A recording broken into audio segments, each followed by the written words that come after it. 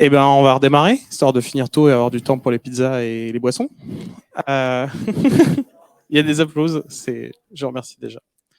Euh, On va vous parler de vieux pots, de meilleures soupes, tout ça. Je suis On va vous pas parler de vieux. Bedrock.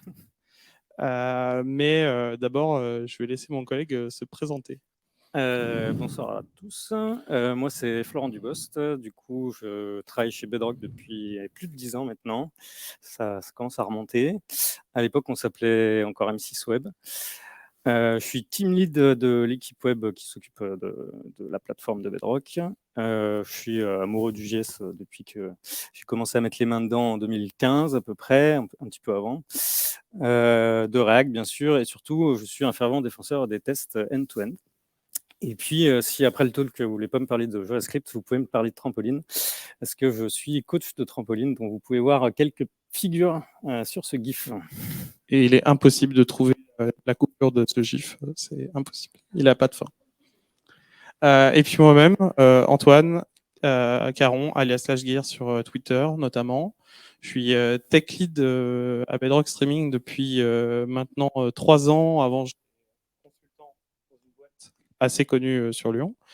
Et j'étais anciennement enseignant à la fac. J'ai arrêté depuis. Je donnais dans différentes écoles aussi à l'INSA, etc. Si je devais, je suis un fauteur de troubles. Les gens qui ont travaillé avec moi ou qui travaillent avec moi ici le savent. Et je suis un enfant, je joue avec des jouets. Mes jouets sont React, le JavaScript, les bundlers, Webpack. Puis j'ai un blog aussi. Et vu qu'on a tous un lecteur de QR code depuis que le Covid, on a mis plein de QR codes dans cette presse. Le premier est le lien vers mon blog, si ça vous intéresse. Parlons histoire. On travaille chez Bedrock Streaming. Bedrock Streaming, c'est du contenu vidéo. On ne s'est pas trop cassé la tête. Toutes les références dans nos presse seront liées à des films. La première, c'est Retour vers le futur. La route, là où on va, on n'a pas besoin de route. Le parcours du projet, comme l'a dit Flo, il a commencé à faire du JS en 2014. C'est le début du projet sur lequel on travaille aujourd'hui. C'est la réécriture du projet du site qui s'appelle sysplay.fr avec React. Au tout départ, ça démarre pas avec React, ça démarre avec AngularJS, mais pour des besoins de server-side rendering, tout est réécrit en React. Et c'est l'entreprise M6 Web, à peu près 70 personnes à l'époque, en comptant les prestataires, qui fait ça. Et puis, moi, j'arrive à peu près 2017. Et c'est au moment où on commence à faire le site en marque blanche, avec des plateformes inconnues pour vous, mais très utilisées par des pays européens, partenaires du groupe RTL. Puis 2019, on se renomme Bedrock, on travaille sur le projet salto.fr, toujours avec le même repo initialisé en 2014. Là, on fait Vidéoland, on est à peu près 400, on a des grands locaux. Là, c'est notre salle déjeuner, donc c'est pour vous dire à peu près la taille de la boîte maintenant. C'est 30 types de devices front-end, 5 projets JS, plus de 100 devs front-end, mobile, web, TVJS, comme vous avez vu avec Max avant, et 12 millions d'utilisateurs mensuels. C'est une très grosse plateforme. Un projet initialisé en 2014, c'est aussi beaucoup de commits et beaucoup de contributeurs. Beaucoup de monde est passé sur ce projet, plus de 117 personnes, ça a été mis à jour hier par Flo, je crois, et 16 000 commits pour master, sachant qu'on squash merge, ça fait vraiment presque 16 000 PR de merge depuis le début. Et quand on a vu ces chiffres, il y a quelques temps, on s'est dit, mais comment on fait? Parce que moi, j'ai connu en tant que consultant dans pas mal de lieux, des projets, au bout de 2 ans, on ne dit pas qu'on jette, mais on dit qu'on va faire une refonte. C'est une histoire de politiquement correct. Alors, on va faire un petit sondage dans la salle. Ouais. Qui travaille sur un projet de plus de 2 ans? Déjà, Ok. Il y en a pas mal. De plus de 5 ans? il y a plus grand monde. Et pour qui c'est pas douloureux? Ah ouais. Voilà. Nous, relativement à l'âge du projet qui va fêter sa 8e bougie en novembre, c'est pas si douloureux que ça et on arrive à onboarder des gens. Là, l'équipe dans laquelle on travaille avec Flo, moi, ça fait 3 ans que je travaille, toi, tu es dessus depuis le début, mais globalement, le reste de l'équipe a moins d'1 an d'expérience sur le projet et ça roule. Donc, comment on fait? Quelles sont nos recettes? C'est ce qu'on va vous présenter dans ce talk. Mais avant ça, on va quand même se la péter un peu. On va quand même dire qu'on est les plus forts, mais pour un peu nous rabaisser, on a trouvé un florilège des meilleurs tweets nous insultant sur Twitter. Pas personnellement, mais de manière anonyme. Donc, on a plusieurs chapitres dans cette presse et à chaque pause, pour respirer un peu de notre côté, vous pourrez admirer les tweets. On a les jingles et tout. Voilà. Pensez un jour à embaucher des vrais développeurs afin de faire un site de replay un minimum fonctionnel. Profitez des bugs de vos insupportables. Merci Fabien. C'est toujours agréable. C'est toujours agréable. Pour le premier pour le premier chapitre, je laisse Flo prendre la main. Yes.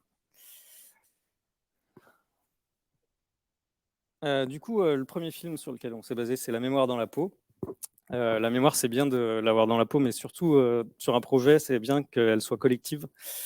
La phrase d'accroche de ce film, c'est « Il était l'arme parfaite jusqu'à ce qu'il devienne la cible ».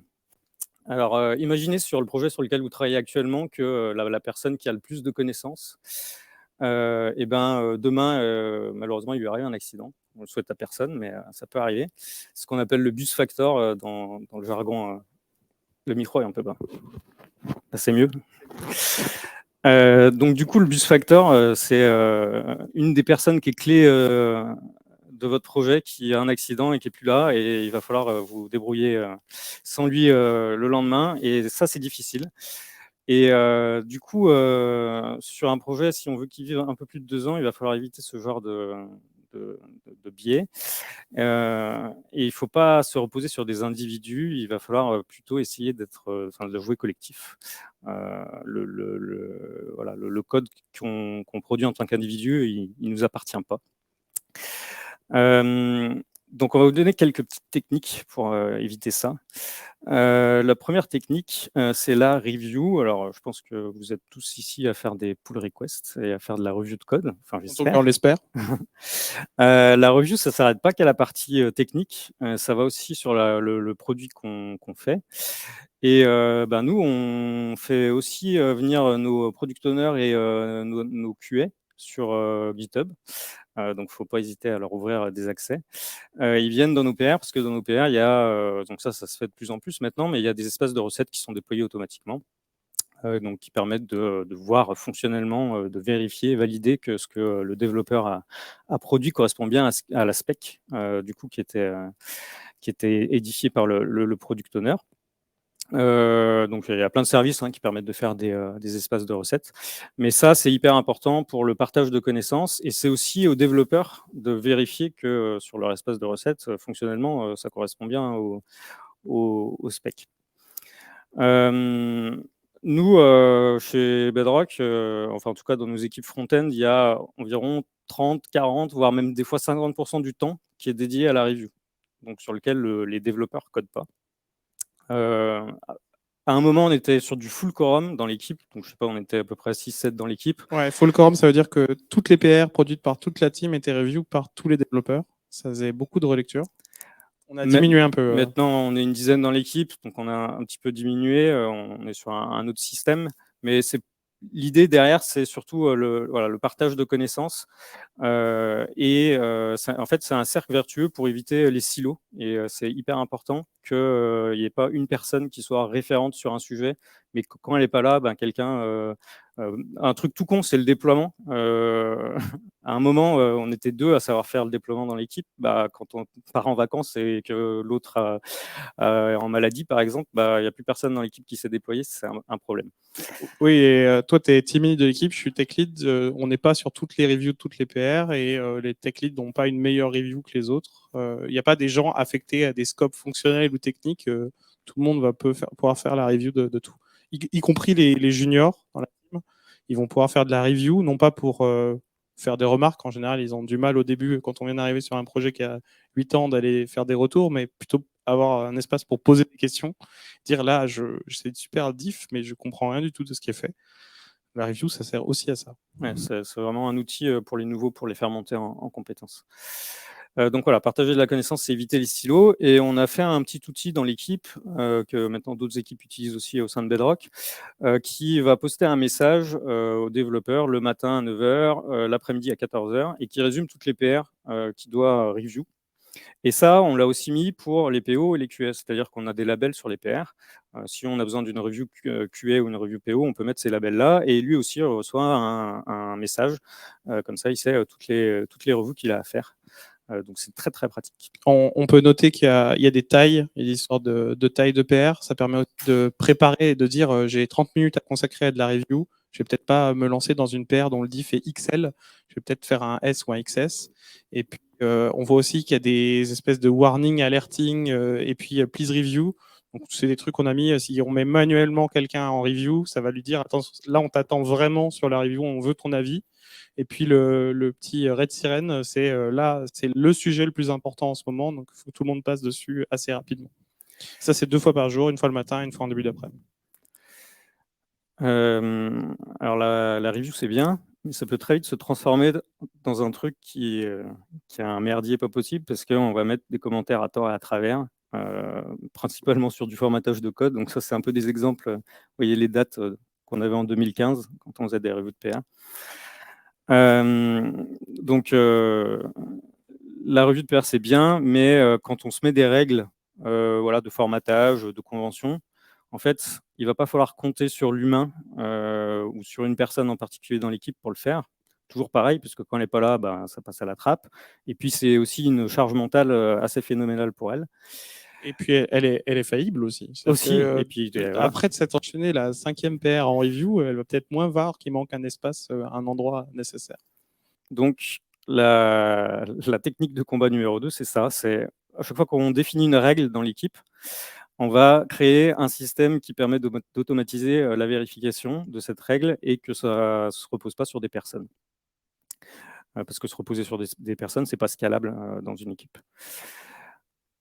Voilà, la potion magique, la recette, ben, maintenant on la connaît plus parce qu'à l'époque les druides ils faisaient tout par oral. Donc la culture orale, c'est à bannir dans un projet si on veut qu'il vive un peu plus de 2 ans. Et si on veut que le code dure plus longtemps que la durée de vie, dit comme ça dans l'équipe des développeurs. Le cycle classique Voilà. de prestation qui est de 2-3 ans dans une équipe avant que les gens échangent, bah, si on veut pas que ça s'arrête à la fin de la prestation de la personne, bah, faut peut-être l'automatiser. Et voilà, si vous entendez quelqu'un dans votre équipe qui dit ah non mais nous on fait comme ça et qu'il n'y a rien qui le check mis à part lui qui vous a dit on fait comme ça, bah, c'est du druidisme en fait. Le gars est un druide et lui qui maintient cette règle et tant qu'il est là, il fait de la culture orale dans votre équipe. Ça nous est arrivé de penser à des règles qui pourraient être cool, mais qu'on ne trouve pas de manière simple de l'automatiser et de se dire bah, finalement on va pas le respecter parce que on va pas se rajouter du temps à la review vu le volume qu'on en fait pour aller checker une règle qu'on n'arrive pas à automatiser. Donc nous, on utilise ben, pour tout ce qui est formatage, en tout cas, ESLint. Je pense que vous êtes beaucoup à l'utiliser aussi, Prettier. Et on s'est fait un petit repo public avec toutes les règles qu'on utilise. On est basé sur Airbnb de base et puis on a un petit peu agrémenté, customisé cette configuration. Donc voilà, il y a le QR code si vous voulez l'utiliser sur vos projets, si vous voulez contribuer. Nos règles, elles évoluent aussi avec le temps et on les a mises en place donc, pour les technos qu'on utilise, donc React, Vue et TypeScript en particulier. Mais on n'automatise pas que des règles de formatage. Ça va plus loin. Donc là, c'est un petit échantillon des checks sur GitHub Action qui tournent sur nos PR. Donc, on peut voir, par exemple, on check le titre des pull requests. Le titre des pull requests, c'est ce qui va se mettre dans le commit. On suit le conventionnel changelog parce que ça nous permet de générer des changelogs hyper facilement. Et ben, on a un step voilà, qui vérifie que le format, les mots-clés qu'on utilise dans les titres des PR, il est correct. On check aussi, par exemple, les tailles d'images, les assets statiques qu'on met dans le repo. On vérifie qu'elles soient optimisées, qu'on n'ait pas inséré une image de 2 mégas, alors qu'en fait, on peut en faire une de 200 kilos, ça suffit. On check des choses sur la structure du repo.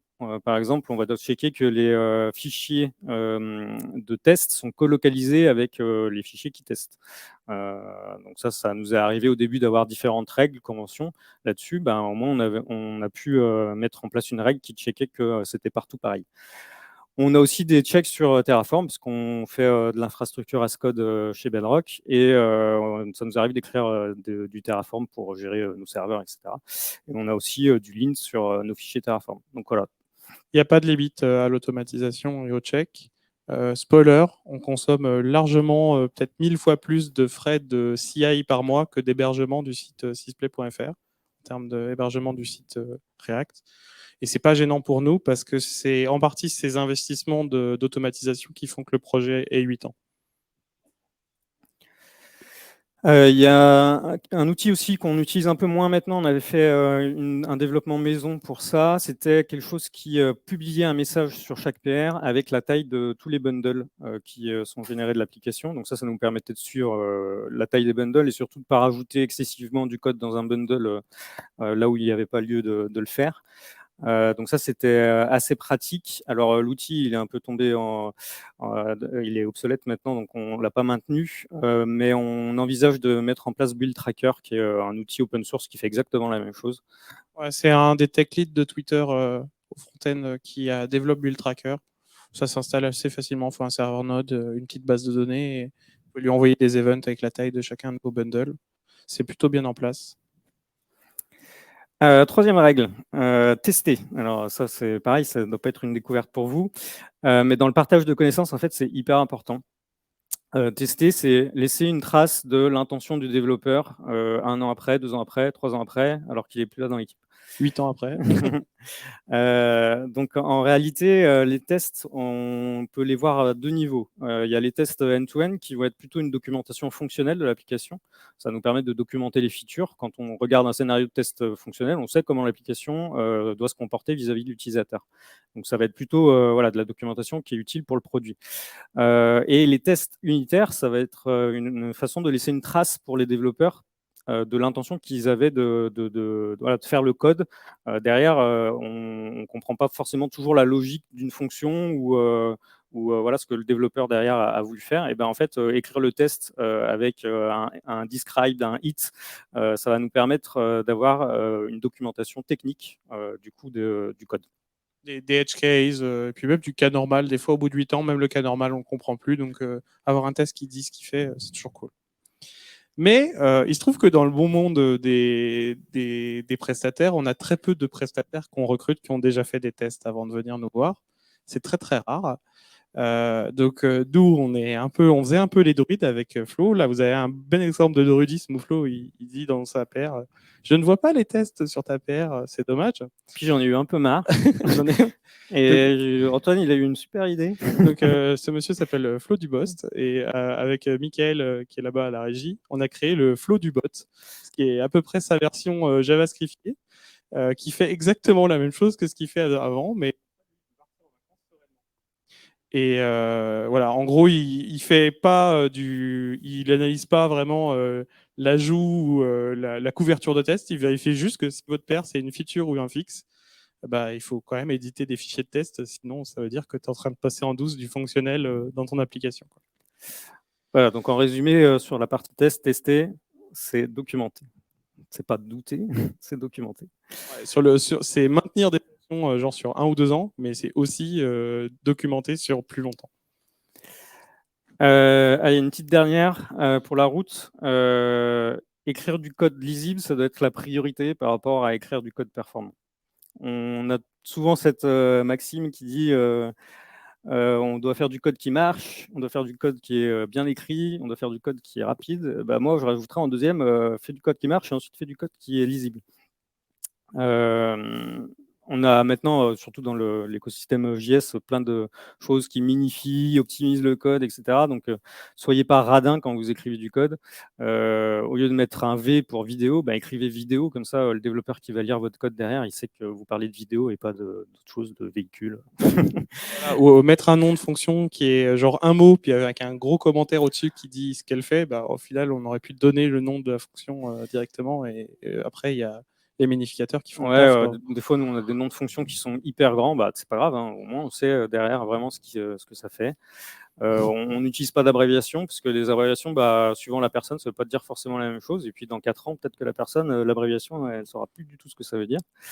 On évite les nombres magiques aussi qui tombent du ciel comme ça. On les met derrière une constante. Le paramètre qui vaut 3, genre, c'est pas trop, c'est 3. C'est le magic number, on évite ça. Et surtout, un truc hyper important, on essaye d'utiliser la même terminologie entre les différentes équipes, back-end, front-end, product, business. On essaye de toujours utiliser les mêmes termes. Et donc voilà, parce que malheureusement, en fait, 4 ans après, ce qui reste souvent d'une fonctionnalité, de l'évolution du projet, ça va être le code. Le PO, il sera parti, le développeur, il sera dans une autre équipe, et puis il ne restera plus que le code qui permettra de documenter le projet, donc ça, c'est hyper important. Et c'est le passage de rendre du code performant mais pas lisible, rendre du code lisible mais pas performant, c'est plutôt facile, parce qu'on comprend déjà ce qu'il fait, on peut l'améliorer. Dans l'autre sens, c'est beaucoup plus sportif. Il y a un petit QR code là, j'avais oublié de le mettre. C'est un article qui parle de ça, là, justement des règles pour rendre son code lisible. C'est hyper intéressant.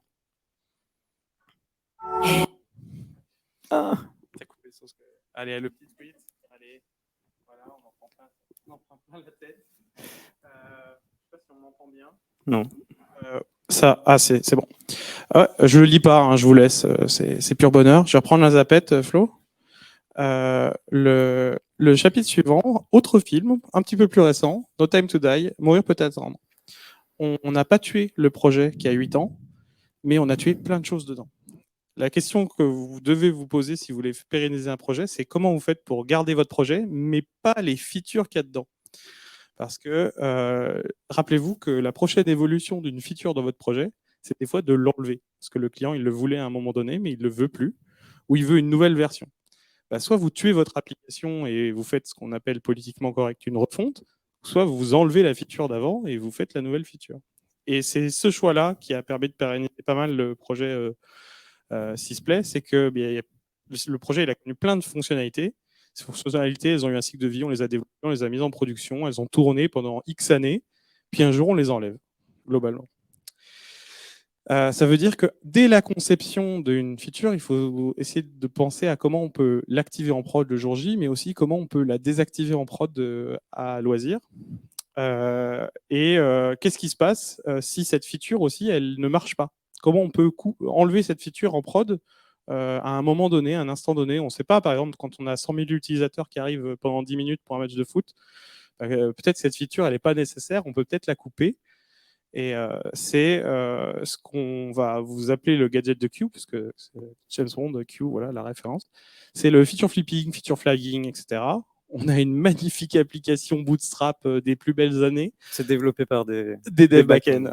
C'est pas fait par des devs front-end, mais elle est horrible, avec des boutons plus gros, tu meurs, qui nous permet de changer la configuration de notre projet. En gros, c'est un espèce de JSON et c'est un éditeur de JSON en ligne qui nous permet d'éditer notre configuration de projet et de changer nos feature flips. Et ça va avoir de l'impact sur les browsers des utilisateurs directement en prod. Et globalement, on a une espèce d'objet là, feature flipping, avec des clés booléennes et on peut activer ou non des features en prod. Voilà, il y a une clé publicité. Voilà, si vous voulez, je peux vous désactiver la pub sur votre compte Sysplay. Non, je le ferai pas. Et puis, vous avez aussi des dates. C'est pas des booléens. C'est une grosse invention qu'on a eue. Ça s'appelle le future flipping.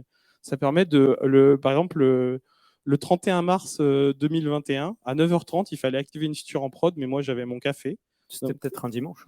C'était peut-être un dimanche. Grâce à ça, automatiquement, la feature s'active en prod sans que j'ai à être là au moment donné. Puis ça me permet aussi de dire, je peux mettre une date de off-date. Je veux dire, cette feature, sa fin de vie contractuelle avec le client, c'est vendredi à 16h. Elle sera désactivée pour tout le monde vendredi à 16h. Et ça nous permet de gérer le cycle de vie de nos features dans le projet et non pas du projet. Le projet reste, les features ne restent pas. Le feature flipping, c'est la première étape pour faire de l'A/B testing. Est-ce que ça parle à des gens ici, l'A/B testing?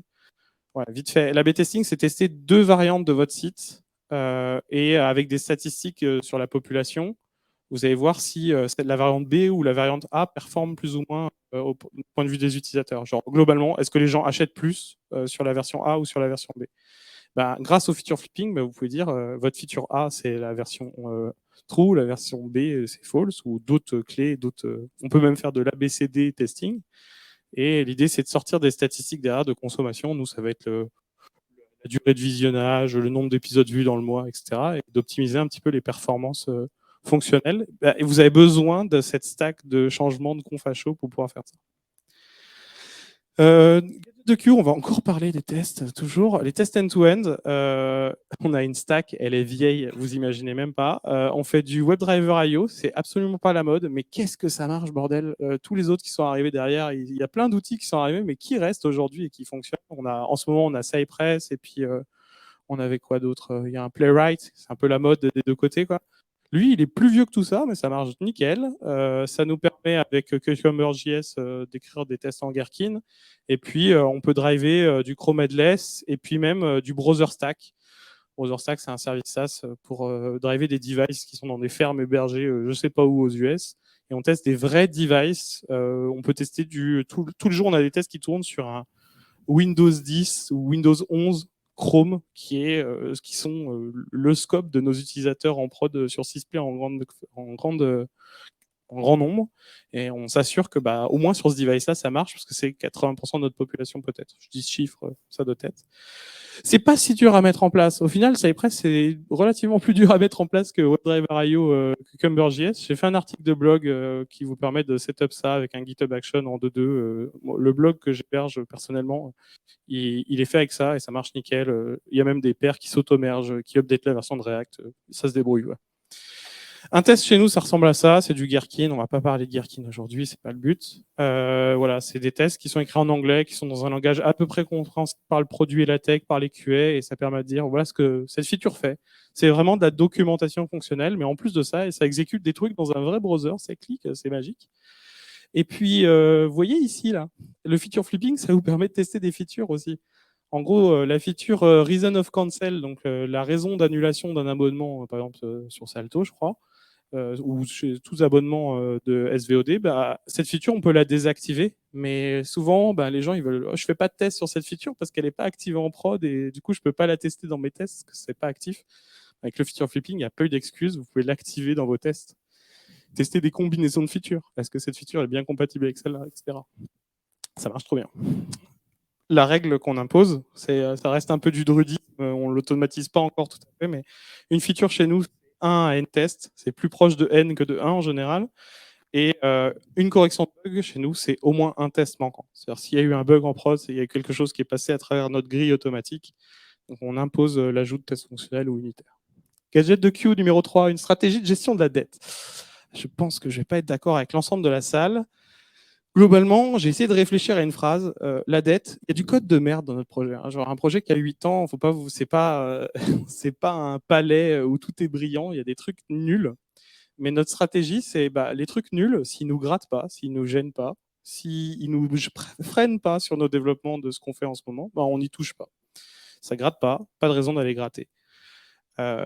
On empêche nos développeurs de faire ce qu'on appelle des brouettes. C'est-à-dire, il fait son développement, on lui dit il faut que tu ajoutes ça fonctionnellement dans le projet. Il fait ça, il fait j'ai vu ça, c'était nul, j'en ai profité pour le modifier. Et ça, chez nous, on appelle ça une brouette. C'est-à-dire qu'il a pris sa brouette, il a commencé à se promener dans le projet, puis il a rajouté du div dans sa paire. Ça part d'une bonne idée, mais en fait, ça lie des contextes qui sont différents. Il y a le développement qui était nécessaire et qu'on attend. Contractuellement, on a une date de livraison, et un truc qui n'est pas nécessaire. C'est déjà hyper pénible pour les développeurs de lire du code qui n'est pas forcément en relation avec la PR. Ça alourdit la PR. Voilà. Et en plus, d'un point de vue maintenabilité, c'est pas top parce que si on a un rollback à faire sur la feature qui concerne la PR, on va rollbacker aussi des trucs qui sont peut-être utiles parce que le développeur l'a fait aussi dans cette PR-là. Ça ne veut pas dire qu'il ne faut pas le faire. Ça veut dire qu'il faut le carve-out des développements utiles. C'est-à-dire que des fois, on lui dit c'est une bonne idée, mais sors-le dans une paire à côté, on va le merger, on va le faire. Et puis, parce que, pour rappel, on teste tout fonctionnellement. Donc, globalement, même si c'est pas dingue, si c'est pas aux normes actuelles, ça marche encore, ce vieux code qui nous plaît plus. Je vais vous donner des exemples de vieux code qui nous plaisent plus. Vous allez, accrochez-vous. En 2022, on a encore et toujours énormément de composants classe dans le projet. Et on n'y touchera pas. C'est React. Il y a deux façons d'écrire des composants, des classes, des fonctions. On pourrait se dire, purée, si on faisait une task force, on fait un mois, on transforme tous les composants classe en fonctions, on serait trop content. Ça n'apporterait rien fonctionnement aux utilisateurs. Ça ne changerait rien. Ce serait juste se faire plaisir en tant que développeur de mettre tout ça à jour. En fait, on a les tests qui couvrent ça fonctionnellement. Et ça se trouve, la prochaine évolution sur ces composants, ça va être de les supprimer. Et en ce moment, on fait ça. Il y a un dev qui est arrivé chez nous il il y a 2 mois, il a un score de PR de moins 28 000. Il a quasiment pas fait d'ajout. Il est dans la salle. Il est dans la salle, je ne donnerai pas son nom, mais en gros, il fait que supprimer du code et ça marche super bien. Donc pourquoi on aurait cramé du gaz à réécrire ses composants en fonction alors que ça sert à rien, quoi. Et ça va bien en adéquation avec les gens qui font React, qui sont Facebook. Facebook, ils ont énormément de code qu'ils n'ont pas envie de migrer en composants en fonction. Ils n'ont aucun intérêt à le faire et ça va leur coûter l'argent du Bitcoin, quoi. Exemple, la feature SSO, feature qui avait, dont les développements a commencé en 2017 avant que je rejoigne l'équipe et qui a fini en 1 mois et demi après que je sois là, n'a connu aucune évolution depuis 2017. Et là, elle n'est plus active en prod et on a une US dans le sprint prochain pour l'enlever. Les composants sont dégueulasses. On fait des connecteurs Redux, on n'utilise même pas useSelector, on fait des classes, on fait des trucs, on fait même du SCSS, on fait pas du CSS in JS, voilà. Mais on s'en fout, ça marche, c'est testé fonctionnellement, les parcours sont même testés de manière end-to-end, etc. Mais pourquoi y toucher? On va l'enlever en fait. Ça, peut-être qu'il y aura des questions là-dessus et des débats, mais c'est notre stratégie à nous et pour le moment, ça marche pas trop mal. Numéro 4, la gestion des dépendances. Petite métaphore encore, ajouter des dépendances, c'est comme se marier. Ça va durer longtemps et un divorce avec cette dépendance va vous coûter cher. Donc la règle, c'est ne jamais ajouter une dépendance à un projet sur un coup de tête. Sur un projet qui a 8 ans, il y a des choix qui ont été faits de dépendances qu'on a ajoutées, qu'on enlève difficilement. On a GreenSock, on a une version de GreenSock qu'on n'arrive pas à enlever. Bah, c'est super. Ça a permis de faire une petite animation qu'on aurait pu faire en Vanilla.js qui aurait fait 7 lignes et du coup on a 7 librairies dans le projet et qu'on a du mal à enlever. Donc ajouter une dépendance parce que ça vous paraît utile. Sur le moment, c'est des fois la bonne idée, mais est-ce que vous voulez vraiment l'ajouter, voir encore dans le projet dans 2 ans? On ne va pas parler des librairies de composants, genre Material React, tout ça. Si vous voulez, pendant la pizza, le truc, je donnerai mon avis là-dessus. Et puis, il faut maintenir à jour ces dépendances. On a démarré le projet en React 0.12.2. Aujourd'hui, on est en 17.0.2. C'est possible. Avec des tests end-to-end, on peut être sûr de monter les versions de React. On n'est pas sur la dernière, on n'est pas sur la 18, mais on est quasiment sur la dernière en permanence. Et c'est possible. C'est aussi possible parce que les gens qui font React, ils ont des intérêts à pas tout casser à chaque release. Ils ont le droit de changer l'intérieur de React, mais pas trop l'API. Quand on est passé à la version 16, tout avait changé dedans, mais l'extérieur était le même, l'emballage était le même. Parce qu'on a les mêmes contraintes un peu que les gens de chez Facebook, c'est qu'on a énormément de code et on ne veut pas le jeter. C'est un choix, React avait été choisi pour le server-side rendering, pas parce qu'on pensait que c'était la meilleure librairie à l'époque. En regardant dans le rétro, c'était un très bon choix pour le projet 6.6pv4.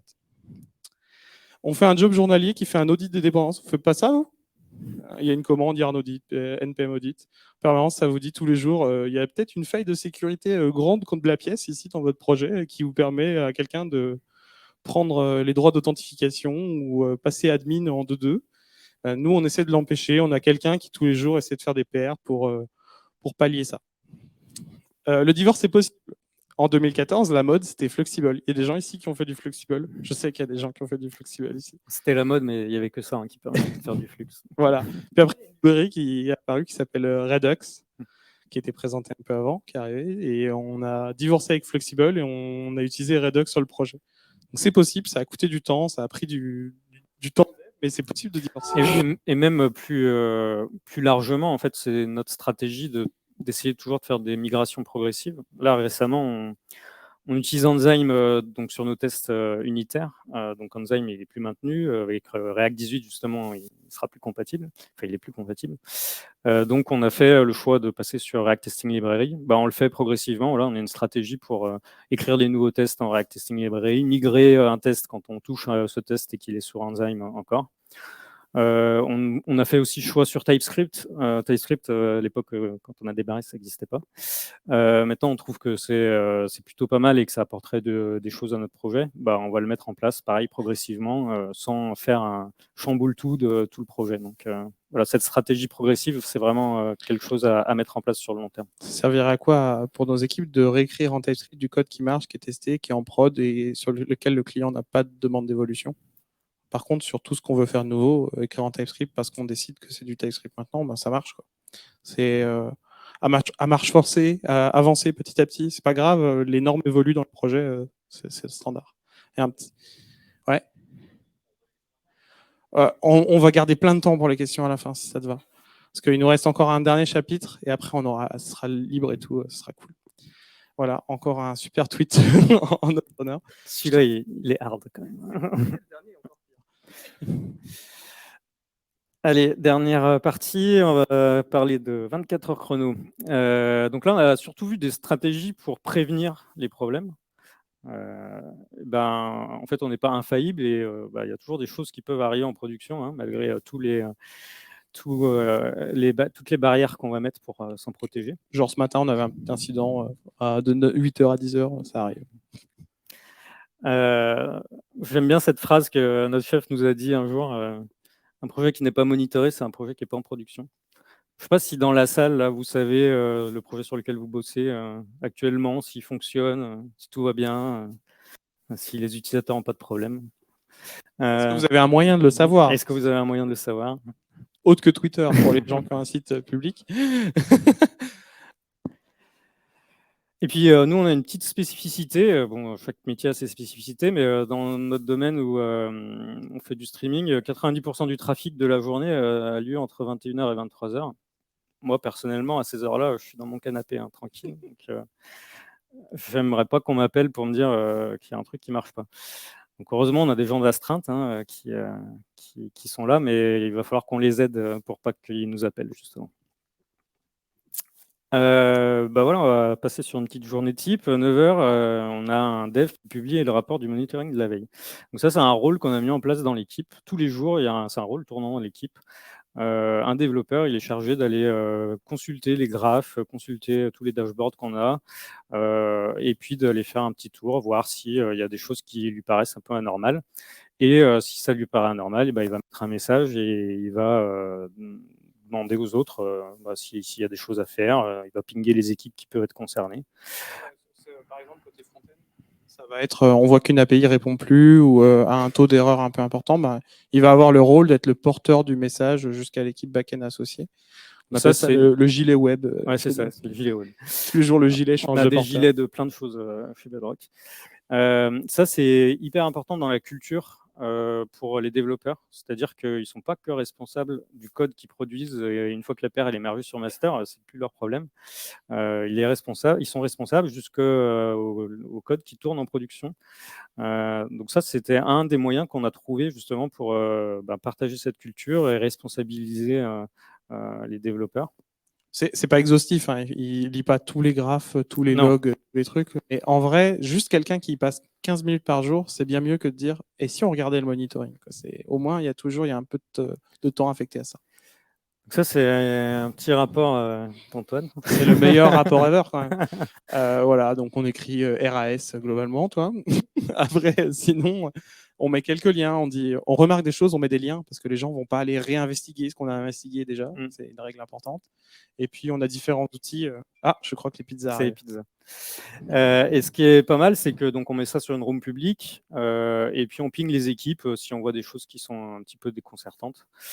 Et ça permet de réagir assez rapidement là-dessus. Donc voilà, un moyen qui est assez utile. Allez, on continue la journée, 11h, on va ajouter de nouvelles sondes de monitoring.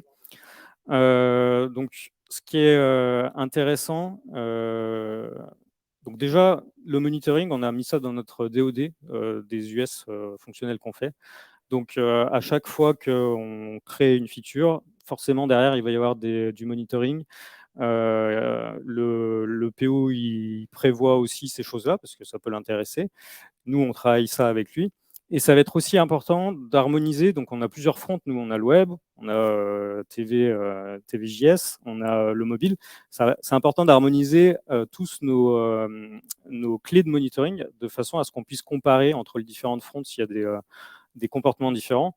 En général, s'il y a un truc qui tombe sur tous les fronts en même temps, c'est que ce n'est pas la faute du front. Globalement, l'objectif du monitoring, c'est d'accuser le back-end. Donc voilà, pour ça, on a plusieurs outils chez Bedrock. J'ai mis un petit extrait. Grafana, c'est un outil de visualisation. Donc nous, on utilise StatsD qui permet d'alimenter des nœuds de monitoring. Grafana permet de les visualiser. Sentry, je l'ai mis, mais en fait, on l'a enlevé il n'y a pas longtemps. Sentry, c'est un outil qui permet de récupérer toutes les erreurs qui arrivent en prod et de vous dire plein d'infos sur ce que l'utilisateur a fait, là où il a cliqué, etc. Donc, super, Des infos sur le device, genre le gars il vient avec une Wii U sur votre site, bah oui, ça explose. donc super intéressant pour débugger en prod. Mais en fait, maintenant, on utilise New Relic, qui est un outil qui fait le café. Il a énormément de features, et notamment les features qu'avait Sentry. Donc, on s'est plutôt rabattu là-dessus. Superset, c'est un outil de visualisation aussi. On a nos équipes data qui récupèrent plein de données. Donc, c'est intéressant de pouvoir les exploiter. Notamment, on monitore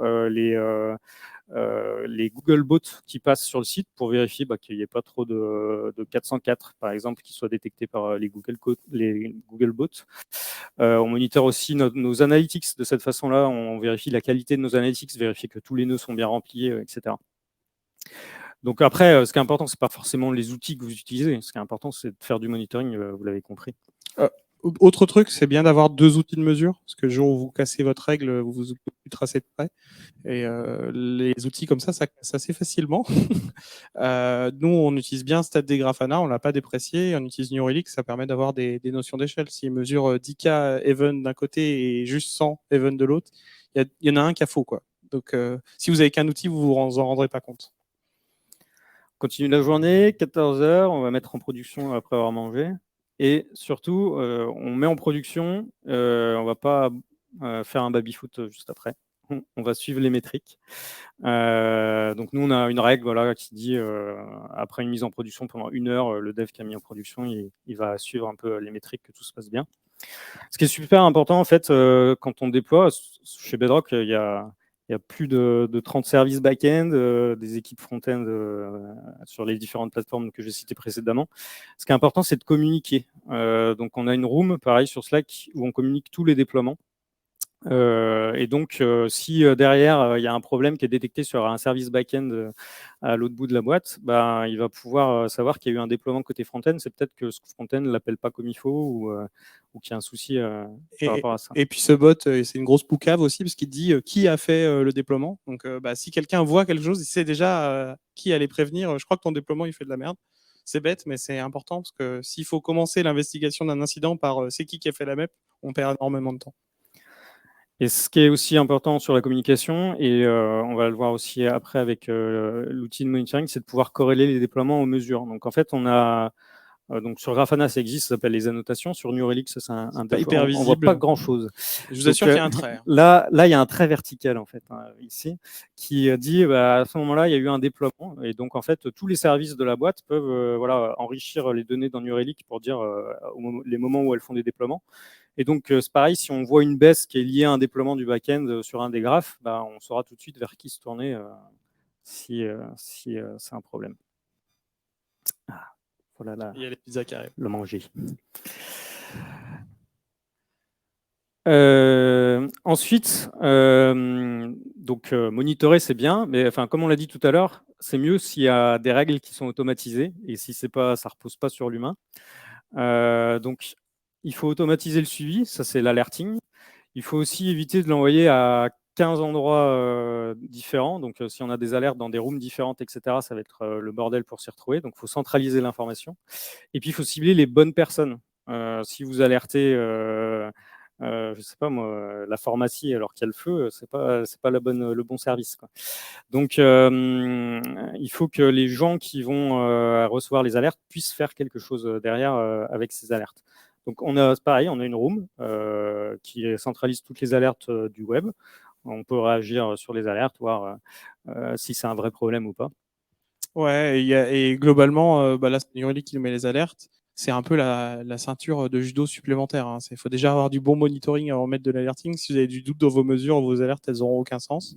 Et puis, on vous conseille aussi de mettre des alertes sur des ratios, pas sur des valeurs absolues. Genre, si vous voulez être prévenu à chaque fois qu'il y a une erreur HTTP sur votre serveur, bon courage, vous allez recevoir 200 mails par jour.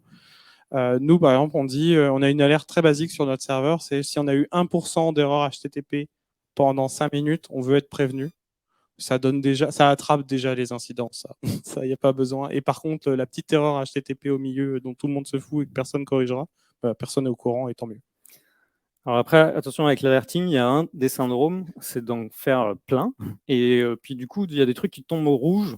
Et puis en fait, on ne peut rien faire parce que c'est un service externe. Puis voilà, ça va rester rouge pendant 3 semaines. Un peu de retour de drudisme. Non, mais ça, c'est normal Ouais. que ça soit rouge. Voilà, donc ça, il faut absolument éviter. En fait, il y a une règle, c'est une alerte doit être actionnable, c'est-à-dire que si c'est rouge, je dois pouvoir faire quelque chose. Je dois même faire quelque Ouais. chose. Si il n'y a pas d'action derrière, il faut enlever cette alerte, elle ne sert à rien. Vous n'avez pas créé un service d'alerting, vous avez créé un service de notification et la machine vous battra, c'est sûr. C'est un conseil qui nous a été donné par les gens de New Relic. Si vous voulez faire des bonnes alertes sur votre projet, il faut partir des actions que vous pouvez faire sur votre prod. Si la seule action, c'est de rollback, dans quelles conditions vous voulez rollback sur la version d'avant? Et là, vous pensez aux alertes pour vous prévenir de rollback. Si vous vous dites juste le service il est cassé, super, merci, super, j'ai rien à faire, je sais pas quoi faire, ça sert à rien votre alerte. Allez, on est bientôt à la fin de la journée, 21h. Il y a le match de foot, par Il n'y a exemple. plus personne qui travaille sauf l'astreinte, rassurez-vous. Et justement, l'astreinte, elle a une alerte. Qu'est-ce qu'elle va faire avec? Il y a un truc qui est hyper pratique dans New Relic. Alors, je pense que ça peut se faire avec n'importe quel service, mais on peut associer aux alertes ce qu'ils appellent des runbooks. Donc, en fait, ça va être une sorte de documentation sur, dans ce cas-là, qu'est-ce que je fais? Donc, on va documenter soit sous forme de texte, soit avec des graphes complémentaires qui vont permettre de trouver un petit peu plus l'origine du problème, dire dans ce cas-là, je fais ça, dans ce cas-là, je fais ça, etc. Et souvent, chez nous, ça va déboucher sur en fait, soit rien, soit je vais activer je vais désactiver ou activer quelque chose avec le feature flipping. Ça va s'arrêter là, mais ça va être hyper pratique et ça va éviter que à 21h, on nous appelle. Exemple, on a une alerte qui vérifie toutes les minutes qu'il est possible de se connecter sur le site sysplay.fr. Si on détecte qu'il est plus possible, l'alerte sonne et vous dit peut-être que vous devriez couper le service, la feature d'authentification parce que plus personne n'arrive à se connecter et de toute façon ça crache en erreur. Ça, c'est un exemple d'alerte qui marche bien. Ah, celui-là, je crois qu'il est velu. Des pubs. Ouais, globalement, les gens se plaignent des pubs, c'est la base. Et les épisodes par saison, vous êtes là. Ouais. Dommage. C'était pas le plus violent. Mais on en avait des pires, mais ils sont peut-être pas trop montrables sur un écran aussi grand. Du coup, si vous avez mis en place du partage de connaissances au sein de votre projet, si vous le documentez, vous faites en sorte que voilà, il y a du collective ownership. Si vous faites en sorte que votre cycle de vie de feature est bien géré, vous gérez votre dette technique comme il faut, vous monitorez, mesurez, alertez, peut-être que votre projet pourra durer plus de 2 ans. On vous a fait une petite slide pour terminer qui résume un peu tout ça. Voilà. Le QR code, c'est pas un Rickroll, c'est l'article dont est basée cette conf qui résume entièrement le propos de ce soir. Mais voilà, si vous voulez revenir ou avoir une preuve que vous avez bien écouté ce soir, c'est cette slide qu'il faut prendre en photo. Merci à vous. Je laisse les photos. On laisse faire les photos. Et... Globalement, ce qu'on peut dire, c'est que la dernière slide qui est derrière, c'est qu'on travaille chez Bedrock. Bien sûr, je suis censuré. Non, Bedrock, c'est on recrute comme. C'est bizarre, on est la seule boîte d'IT en France qui recrute. Mais si vous voulez faire. Non, c'est une blague. Hein, tout le monde recrute et c'est la galère. Si vous voulez nous rejoindre et essayer de faire encore que ce projet soit meilleur, industrialisé et faire des trucs cool, rejoignez-nous, contactez-nous à la fin. Et oui, on vous trouvera peut-être une place. Peut-être, voilà, si on arrivait aux 200 contributeurs sur le projet d'ici 3 ans, ça serait dingue. On est à 117 aujourd'hui, pourquoi pas plus. Et puis voilà. Merci à vous.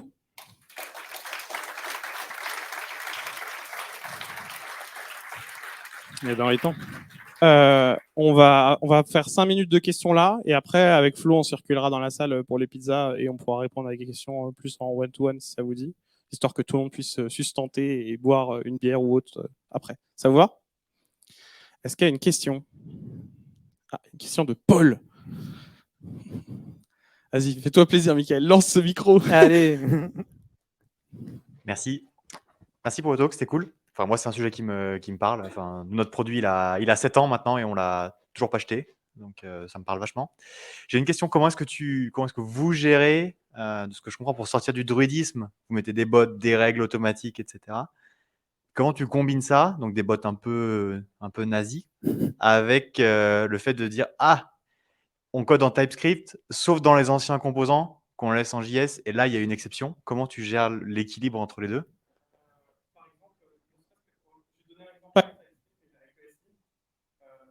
On a décidé de nouvelles règles qu'on applique, mais elles ne sont pas respectées sur des vieux dossiers. Ben, tu peux surcharger pour un dossier que cette règle est inactive et tu l'actives que dans les nouveaux dossiers qui arrivent, de manière automatique. Tu l'actives partout et tu la désactives sur des vieux dossiers legacy que tu ne veux pas retoucher. Une des méthodes avec ESLint, du coup ça peut marcher avec TypeScript aussi si tu veux, mais c'est toujours possible. Après, ça reste un choix. Il y a des règles qu'on n'a pas réussi à automatiser, genre ordonner les attributs dans les CSS. C'est-à-dire, d'abord c'est le positionnement, ensuite c'est machin. On n'a jamais trouvé un outil qui nous fait ça bien correctement, paramétrable comme on voulait. On a abandonné l'idée parce qu'on trouvait des trucs qui nous disaient de manière nazie, mets dans cet ordre, mais le développeur, à chaque PR qu'il envoyait, il est obligé de refaire à chaque fois. On a abandonné l'idée parce qu'il n'y avait pas d'autofix. Après, on va pas se mentir, il y a des choses aussi qu'on décide et qu'on n'automatise pas. Enfin, on essaye quand même. Voilà, on a ce qu'on appelle les ADR, les Architecture Decision Record. Donc là, on va dire qu'on fait une décision technique, on va la documenter, on met souvent des diagrammes pour dire dans ce cas-là, je dois faire ça, dans ce cas-là, je dois faire ça. Ça marche par exemple justement avec TypeScript, ou tout à l'heure je parlais de React Testing Library, la migration. Mais voilà, on n'est pas magicien non plus, il y a des choses qu'on ne peut pas automatiser. On passe énormément de temps sur l'Indus, il y a pas des choses qui passent, mais en vrai, les règles, si à la revue, vous faites souvent les mêmes retours, c'était le cas de Flo qui faisait « fais des tests, Coco », on gagne du temps à ne plus le checker. Donc peut-être, Pareto, concentrez-vous sur les 80% de vos retours, et puis ce qui arrive plus rarement, c'est pas grave si c'est du druidisme. Est-ce qu'il y a une autre question? Une question là-bas. Tu peux lancer, il y a un accéléromètre dans le micro, ça fera pas de bruit. En termes de documentation écrite, je ne sais pas si vous avez utilisé des README ou un truc genre Jira. Comment est-ce que vous maintenez ça dans le temps? Parce que ça doit être un enfer sur un gros projet comme ça. Alors on a... Je pense que cette phrase, elle est vraie pour tous les projets partout. La doc, ça périme beaucoup plus vite que le code. On n'a pas de solution magique, malheureusement, là-dessus. On avait commencé d'ailleurs sur le README, sur ce projet-là.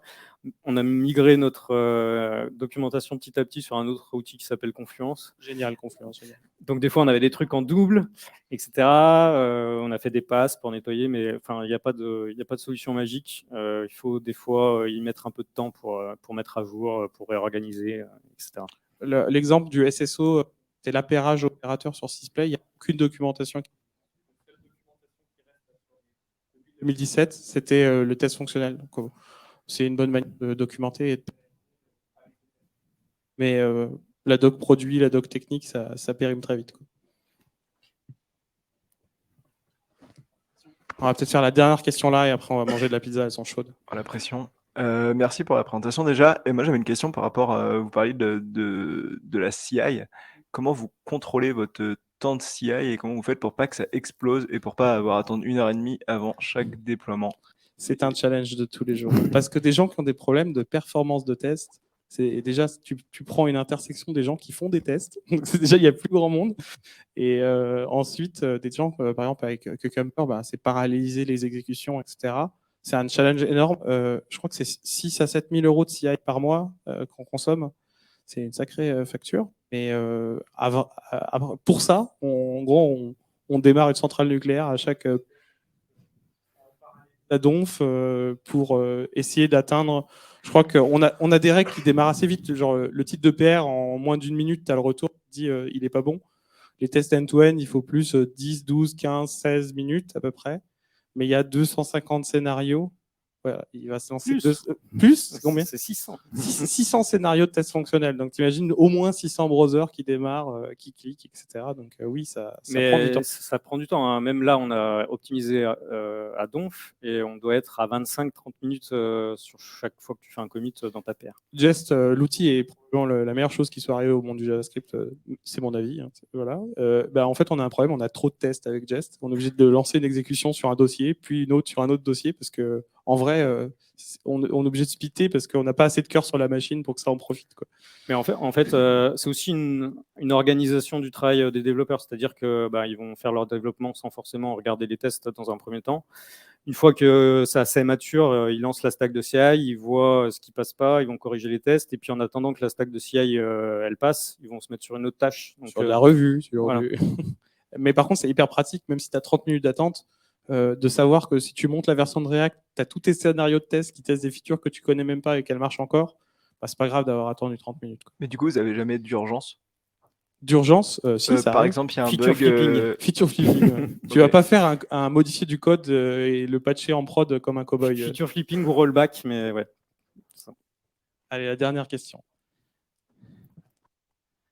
Vous avez essayé de découper votre application par composants, c'est-à-dire parce que là, ce que je comprends, c'est que vous lancez les 600 tests à chaque fois que vous. Ouais, alors balancez il en y a ce prod, débat. Il y a bien évidemment les gens chez qui on héberge nos serveurs qui nous disent votre facture, elle est grosse quand même. Vous voulez pas lancer qu'une partie de vos tests. Et en fait, le test, c'est justement tester ce qu'on ne teste pas. Si c'est juste lancer l'exécution des tests unitaires et fonctionnels sur le scope associé au développement, c'est un peu dommage. Ce que je veux dire, c'est de découper carrément l'appli. Enfin, il y a des techniques maintenant où les modules sont complètement autonomes. Et en fait, on a un découpage modulaire autonome de notre application, mais on lance quand même tout à chaque fois parce qu'en fait, il y a des features que aujourd'hui seul Flow a connu l'époque du développement. Le développeur, il sait même pas où aller dans l'application pour regarder. Les gens chez nous, ils sont arrivés il y a un mois, ils connaissent absolument pas Sysplay. Il y a même les gens chez nous au produit qui sont arrivés il y a moins d'un an, ils savent même pas que cette feature existe. S'il fallait de jamais lancer les tests là-dessus, déjà, en fait, ils pourraient devenir obsolètes au bout d'un moment, on s'en rend pas compte. Ils deviendraient Volkswagen, les fameux tests où on triche et ils sont verts et tout va bien, mais en fait, ça marche pas. Donc, en fait, on lance tout. Et après, 6 000 € de CI, c'est pas grand-chose, en vrai. Sur un projet qui a 8 ans, 6 000 € par mois, quand on voit le coût des TJ des devs, en fait, c'est rien, quoi. Genre, pourquoi chipoter, quoi. Après, on a quand même fait des choses intelligentes. Déjà parce que les DevOps, ils n'étaient pas contents. Ah, ils n'étaient pas contents. Hein. Mais voilà, quand on touche un fichier Markdown, on ne va pas relancer la stack de test. Quand on touche des fichiers de tests unitaires, ça ne sert à rien de lancer les tests fonctionnels et vice-versa. Donc, voilà. Il y a quand même des optimes à faire. On ne lance pas 600 browsers pour un Markdown touché, bien évidemment. Je vous propose qu'on attaque